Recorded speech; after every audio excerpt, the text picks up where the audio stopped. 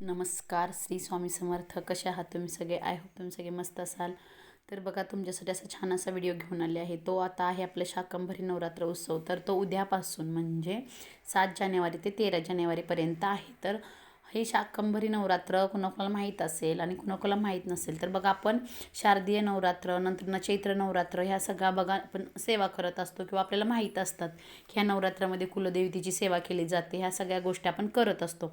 पण शाकंभरी नवरात्र म्हणजे काय आहे? तर बघा, शाकंभरी ही पार्वती माताचं एक रूप आहे व त्यांनी भगवान शंकरांना प्रसन्न करून घेण्यासाठी वनामध्ये जाऊन तपश्चर्या केली.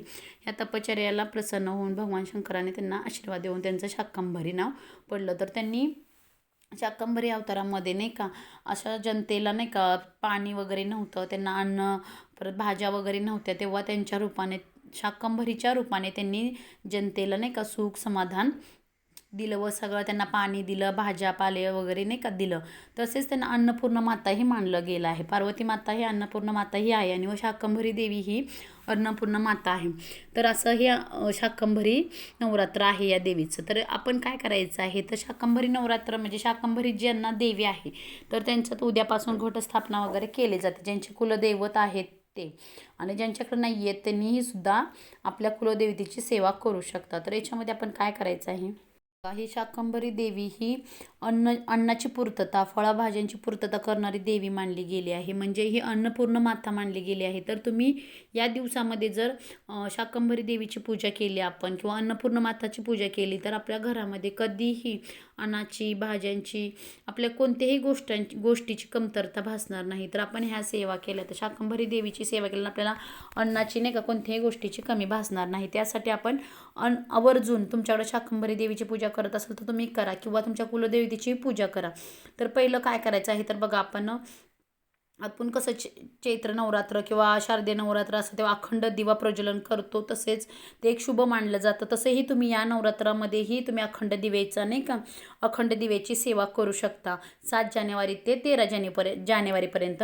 तसेच तुम्ही अन्नपूर्ण मातावरती कुंकुमार्चन करू शकता. तुमच्याकडं कुलदेवतेचा टाक असेल त्याच्यावरती तुम्ही कुंकुमार्चन करू शकता. तसेच तुम्ही नवार्णव मंत्राचे नाही का नवार्णव मंत्र म्हणू शकता, त्याचे पठण करू शकता. तुम्ही दुर्गा सप्तशतीचे पाठ करू शकता. तुम्ही रोज एक पाठ करू शकता. तुम्हाला जमलं तुम्ही 7 करा, 21 करा, 14 करा, जशी तुम्हाला जमतील तशी तुम्ही कुलदेवतेची सेवा करा. बघा, आपण काय करतो, नवरात्र असले की कुलदेवतेची सेवा करत असतो आणि कुलदेवते आपल्या कुलाचा उद्धार करणारे असते. तर त्यासाठी आपल्याला नाही का कुलदेवतेची सेवा घडत असते आणि आवर्जून हा नाही का एक आपल्यासाठी एक चान्स असतो किंवा मोका असतो सेवा करण्याची. तर बघा, तुम्ही आवर्जून तर आपण आता करत असतो, नवरात्रामध्ये केली, आता चला पुढच्या नवरात्राला करूया आणि ह्या नवरात्रामध्येही केली तर बघा आपल्याला नाही का आपली कुलदेवतेची आपल्या हातून सेवा घडणार आहे. तर त्यासाठी तुम्ही नक्की आवर्जून दुर्गा सप्तशतीचे एक पाठ का होईना पण तुम्ही नक्की करा. एकच करा असं नाही आहे. तर तुम्हाला जमले तर तुम्ही 7 करा, 21 करा, पण नाही काय जमलं ना एक तरी नक्की पाठ करा. नंतर तुम्ही श्रीसूक्त पठणही करायचं, रोजच आपण करत असतो बघा. पण तुम्हाला ह्या नवरात्रामध्ये नाही का तुम्ही आवर्जून एक तरी पठण करा. नंतर ना तुम्ही नवार्णव मंत्राचे एक माळ तरी नक्की जप करा. त्याच्यानंतर तुम्हाला जर हे नाही जमलं, दुर्गा सप्तशती पाठ नाही जमला तर सिद्धी कुंजिका स्तोत्राचे तुम्ही पठण करू शकता. पण तुम्हाला जमलं तर तुम्ही आवर्जून दुर्गा सप्तशती पाठच करा. तर बघा, आपण जेव्हा नवरात्रामध्ये सगळं नाही का पूर्ण कसं पाळतो, मांसाहार पूर्ण वर्ज्य असतो, तसंही या दिवसामध्ये तुम्ही आवर्जून मांसाहार वर्ज्य करा. तर बघा, हा महिनासुद्धा खूप असा पवित्र मानला गेला आहे. बघा, या महिन्यामध्ये आपण सूर्यनारायणची पूजा करत असतो का आपण बघा, संक्रांती सण एक असतो.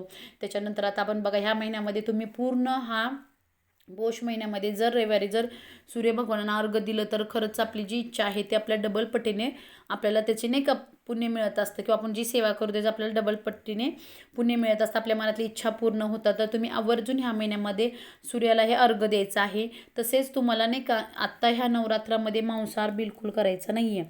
ज्या घरामध्ये बघा आपण कुलाचार करत असतो, आपल्या जेव्हा 9 दिवस आपण नवरात्राच्या म्हणजे नाही का नवरात्र आपण करत असतो, तर त्यासाठी आपण नक्की आवर्जून मांसाहार वर्ज्य करायचा आहे. तो आपल्या कुलदेवतेच्या सेवा आपण सगळ्या करायच्या आहेत. जसं तुम्ही करता आता उद्यापासून तुम्ही नाही का कुंकुमार्चन करा, नाही तर तुमच्या कुलदेवतेची ओटी भरा. त्याच्यानंतर तुम्ही दुर्गा सप्तशती पाठ करत असाल तर पाठ करा. त्याच्यानंतर तुमच्याकडे घटस्थापना, तर ज्यांची शाकंभरी देवी कुलदैवत आहे तर त्यांच्या घरी घटस्थापनाही केली जाणार आहे. तर बघा घटस्थापना आपल्या ज्यांच्या घरी कुलदैवताचं असते त्याचं टाक असतात, ते टाक वगैरे घेऊन आपण घटस्थापना करत असतो. तर घटस्थापना कशी करायची तेही तुम्हाला माहीत आहे. आपले देव नाही का असे पानाचा विडा घ्यायचा, त्याच्या 2 विडे घेऊन त्याच्यावरती आपण ती देवी ठेवायची. त्याच्यानंतर मूर्ती असेल तर मूर्ती ठेवायची. त्या पहिल्या दिवशी आपण अभिषेक वगैरे करायचा, परत श्रीसुक्ताचं पठण करत आपण तो अभिषेक करायचा. त्याच्यानंतर तिथं मूर्ती ठेवायची. नंतर आपण घटस्थापना करायची. तुमच्याकडं कशी टोपलीमध्ये करत असतील तर टोपलीमध्ये किंवा याच्यामध्ये नाही का आपल्या एकदम शुद्ध अशी चांगल्या शेतातली माती वगैरे घेऊन त्याच्यामध्ये 5 धान्य टाकून त्याच्यावरती नाही का आपण घट ठेवतो. त्याच्यानंतर आपण ही घटस्थापना करत असतो. तशी घटस्थापना ही करत असतील तर तुम्ही नक्की आवर्जून घटस्थापना करा. त्याच्यानंतर तुम्ही अखंड दिव्याची सेवा करू शकता. ह्या सगळ्या ज्या छोट्या छोट्या गोष्टी आहेत त्याच्यामधून आपण कुलदेवतेची सेवा करू शकतो.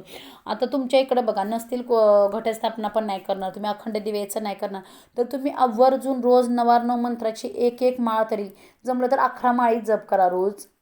नाही 11 माळी जमल्या तर तुम्ही 1 माळ तरी नवार्णव मंत्राची जप नक्की करा.